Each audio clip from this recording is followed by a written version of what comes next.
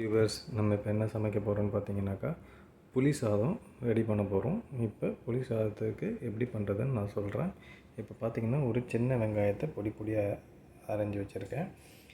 ஒரு 5 பல் பூண்டு எடுத்திருக்கேன். புளி வந்து நல்லா ஊற வச்சுருக்கேன் நான்.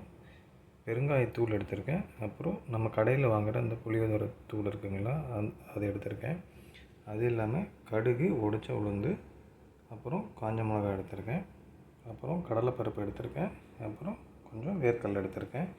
இப்போ புளியோதரைக்கு எப்படி பண்ணுறதுன்னு நான் இப்போ உங்களுக்கு சொல்கிறேன். சரிங்களா? இங்கே ஒரு தவாவில் நான் ஆயில் ஊற்றிருக்கேன். ஆயில் வந்து காஞ்சிடுச்சு. நான் கடுகு, உடைச்ச உளுந்து, காஞ்ச மிளகாவை ஆட் பண்ணிக்கிறேன். இப்போ கடலைப்பருப்பு ஆட் பண்ணிக்கிறேன்.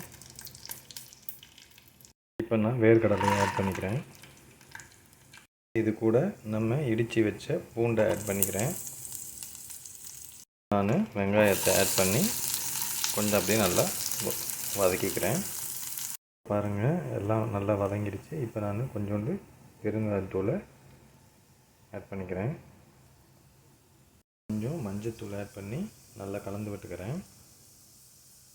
இதெல்லாம் நல்லா வதங்கிடுச்சு. இப்போ நான் புளி தண்ணி கரைச்சி வச்சதை இதில் ஊற்றிக்கிறேன்.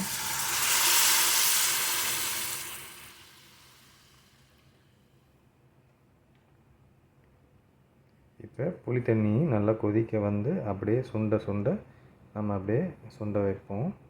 இப்போ இதில் நம்ம கொஞ்சம் உப்பு ஆட் பண்ணி நல்லா கலந்து விட்டு நல்லா சுண்ட விடுவோம்.